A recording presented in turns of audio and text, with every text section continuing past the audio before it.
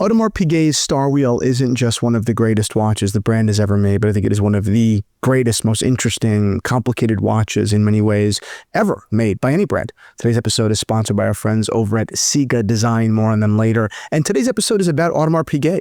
I want to give credit, I want to give praise to a brand that does get a lot of criticism for being somewhat one-dimensional, in that their royal oak is, really in so many ways their only identity.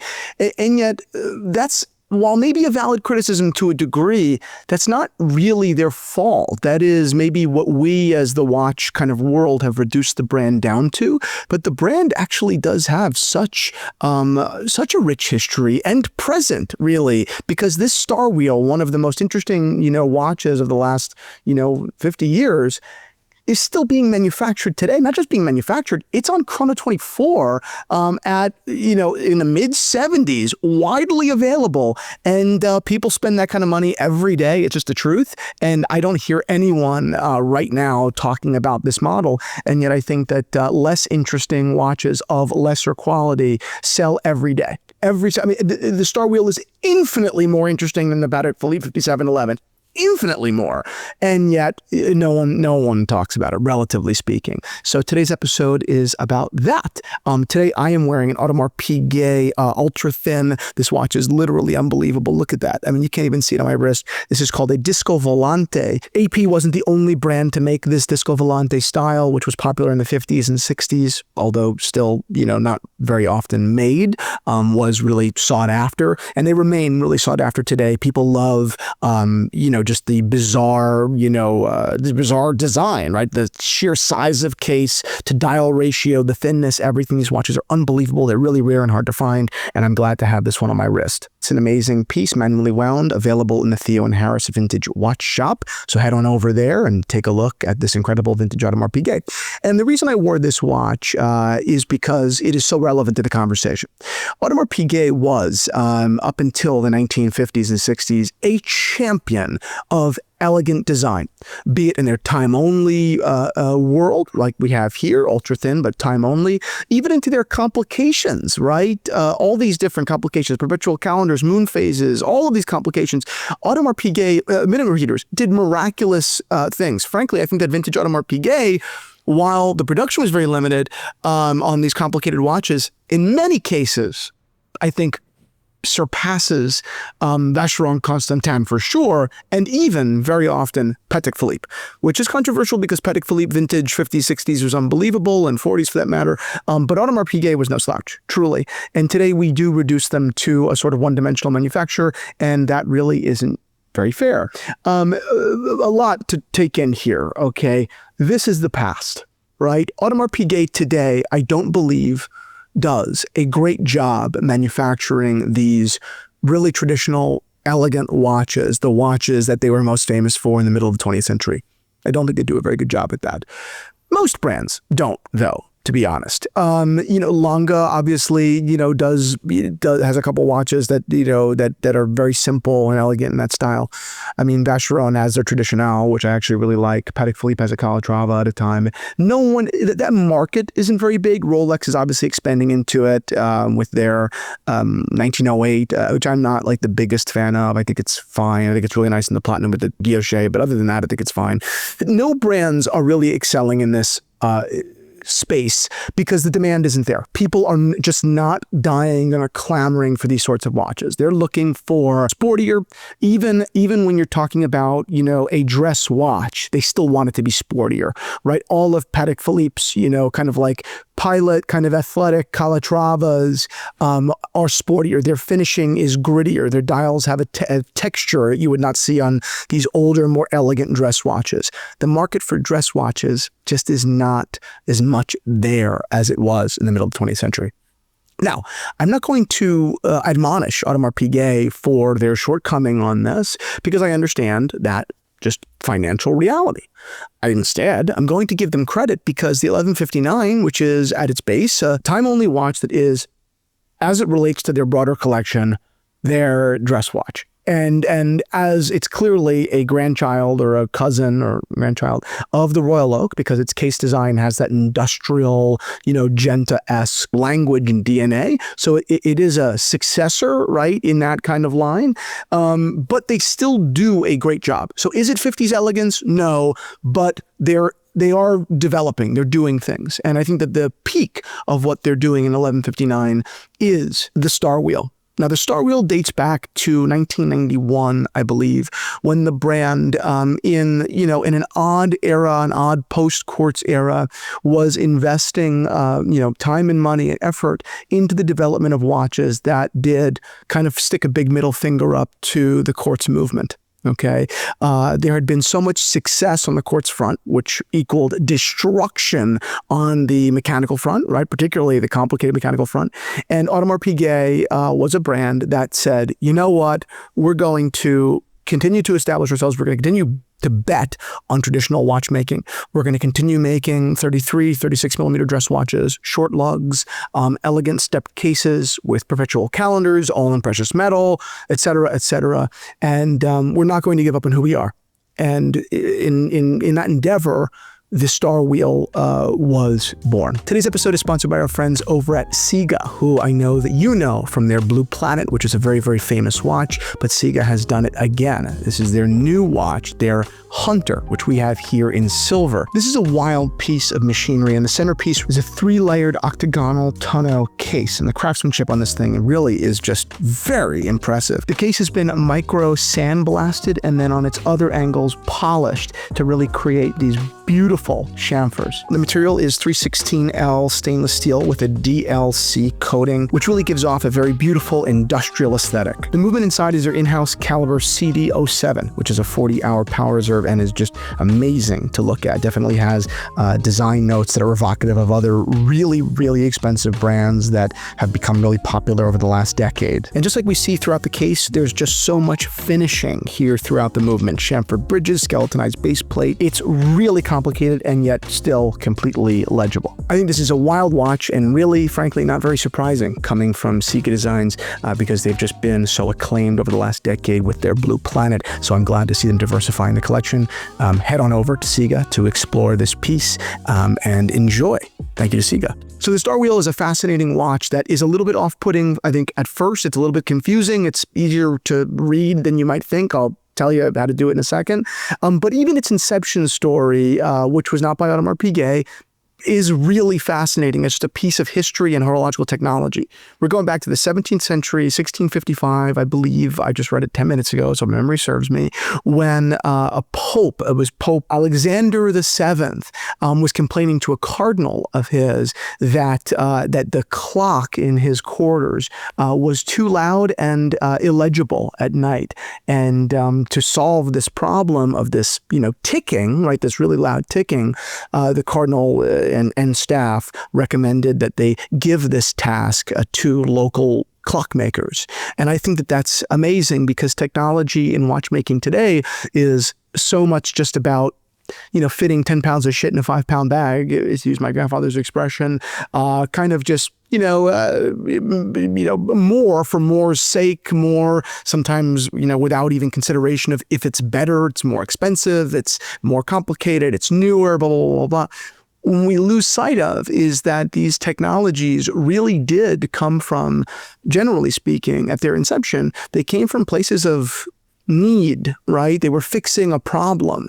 This technology, while very little is known, right? Not many people know of its existence.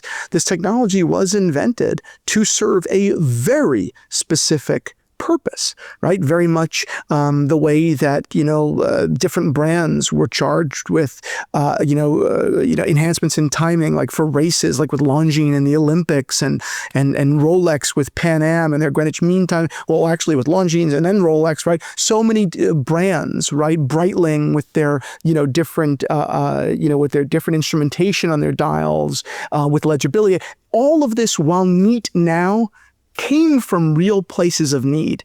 And I think that we do lose sight of that. And I think that this is a very, little known, but really fascinating origin story because it hasn't, right, been mass-produced since. It has not been something that has caught on the way the chronograph has, or the way, on super high-end, the minute repeater has, right? This is really obscure complication. So I'll show you how to read it. It's a little bit scary at first. It's rather easy. The hour on disc, and the disc is rotating at the same, time, obviously at a different pace, but the same way the minute pointer is rotating as well, right, to the appropriate minute.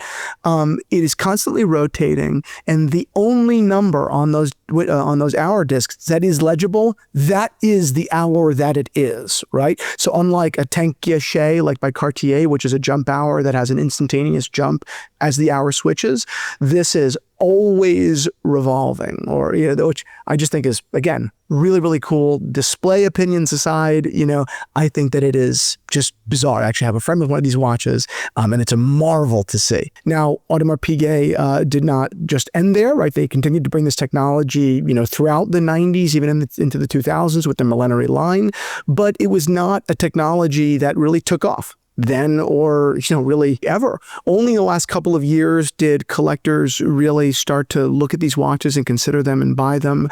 These watches are now they begin in the mid-20s, depending on variation. You're very quickly in the 50s, and it wasn't 5 years ago that these watches were half that price. Why? Well, they're bizarre, number one. They were not getting press, right? So things that are esoteric and not just praised by the major, kind of watch media. They're not obvious, and people just don't flock to them, right? The way major watch media could sell people a bunch of really boring, really expensive things, but it takes more independent thinkers, people that are a little bit more daring and willing to bet on their own opinion and their own assessment. It takes those kind of people to be early adopters to, expensive, even if they're underpriced luxury watches. Right. So these watches have gone up in value as of late. But something that people are just not really talking about is that this complication does still exist today in Audemars Piguet's 1159 Code 1159 line. And I think in a really cool complication, I think in a really cool display. The 1159 is a collection that, has not had the easiest time on a PR level. I think that there are plenty of really beautiful watches within the collection. I think that the time-only watches are great. I think that the chronographs are really handsome, and they've grown into their style. I think that the perpetual calendars are absolutely gorgeous, right, with these crazy dials. And I think that this is just for lack of a better term, it's like a mind to look at this technology and to see this sort of independent spirit alive, right, within a brand that is on. They are independent technically; it's still family owned, but a brand that is so established, so part of the establishment. So to see something so daring, so bizarre, is fabulous. Right? I think that should be rewarded. Generally speaking, the big brands aren't doing things that are bizarre, right? If Rolex manufactures a watch in titanium, which is not all that inventive, relatively speaking, it's right, what everybody wants. If Rolex manufactures a dial in a color that is a little bit unusual, the world shits its pants. And yet Audemars Piguet is manufacturing this, bizarre, this bizarre watch within a collection that I think is brilliant as a classic offshoot of the Royal Oak, and people don't really care. The 1159, has been in many ways on a PR level reduced to something that you have to buy if you want a Royal Oak. And I get that to a degree on a functional level, right? Audemars Piguet needs to, allocate Royal Oaks to people who have proven their loyalty to the brand. I understand that. It's not evil, but the truth is, it's crazy that people aren't clamoring a little bit more over the quality of these watches. Now, big asterisk here is obviously, sizing. These are larger watches. They're bulkier watches. They're bulbous watches. Their crystals are really high. So I get that their presence is quite large and definitely takes a lot of us out of the equation. But still, I know people are wearing 41 millimeter Royal Oaks, and those watches wear really, really large as well. So I really hope that Audemars Piguet, invests more in the awareness of this watch. So what's my point in saying all of this? Well, one, I think my point is to give credit where it's due to a really interesting, historically rich complication with Patek Apple roots, mind you. I think that Audemars Piguet should look at this watch, and even if it's not a wild commercial success, and again, people aren't really talking about it too much, I still think that they should look at its existence as a compliment to their own designers. As many of you know, particularly around new watch season, I am not very complimentary to watch brands because I often find that their designers are mailing it in. I think a lot of the design is lazy. This is the opposite of that. Whether it's your taste or not, this is brilliant on every level, on a complication level, on a case design level, on a display level. I think it's just really beautiful. And I think that it just also does serve as a reminder that even a brand like Audemars Piguet that does get a reputation for being a little bit one-dimensional, and to a degree, rightfully so, to a degree, these brands are living, breathing organisms in a way, right? Their catalogs are always, for better or worse, evolving. When their catalogs stagnate for years, that is that is part of that brand's life. And Audemars Piguet, I think, has done more than any other brand that I can think of currently to ensure that they do not stagnate, to continue to embark on, intelligent, well-designed, innovative journeys. When the 1159 came out and the CEO, announced it to a bunch of, critics, I can't imagine. That must have been hard because really no one was clapping. And yet I think in time he was proven right. It was proven that this was kind of brilliant. And in connecting so many different, parts of the collection, like with this particular model, this Star Wheel, you've got this, bizarre complication that only they're famous for, or known for. You've got the Royal Oak DNA, and you've got the future of the brand, which is diversification, all culminating in one. And I just think that's really fabulous.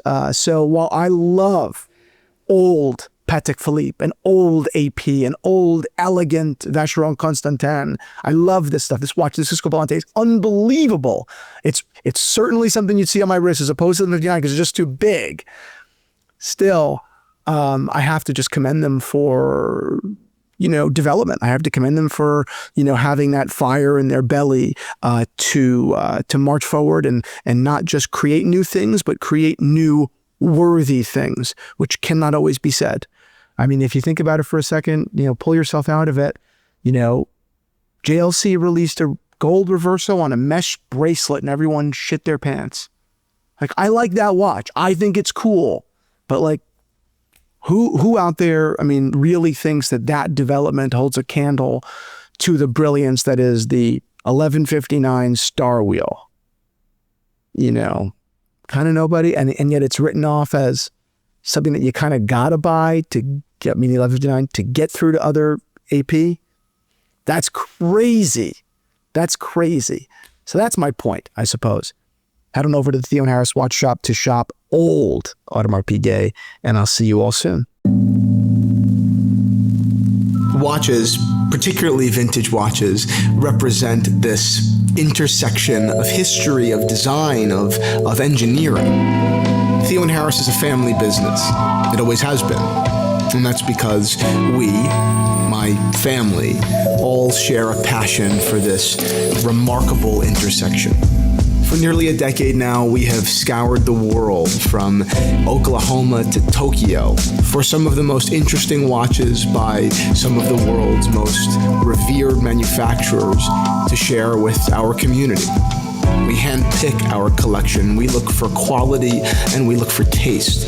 We choose watches that, for one reason or another, speak to us.